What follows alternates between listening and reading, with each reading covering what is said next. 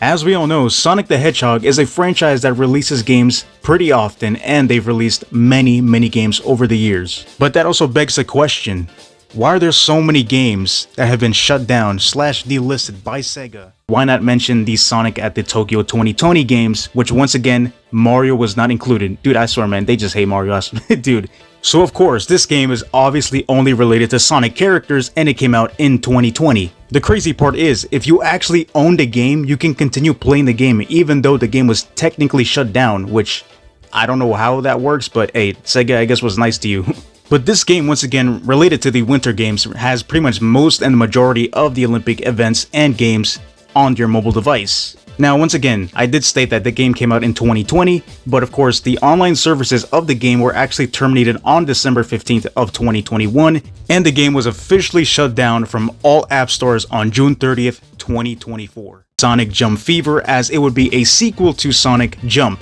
Literally, that's it, Sonic Jump. The game was released on April 2014, and of course it was shut down on November 2018, which only lasted 4 years, which is actually a record compared to the other two games that we did mention. Now the game is pretty much self-explanatory. All you have to do is you just jump up, like as high as you can pretty much, and it also had a multiplayer option to where you can actually play with your friends or other people and see who actually scored higher on the leaderboard. Many people also did complain about the game, and one of the main complaints that they had were about the controls and how they were a lot more jankier compared to the original first game that released. And it's actually pretty crazy and pretty sad because this was actually made by the company who actually made Sonic Dream Team, Hardlight.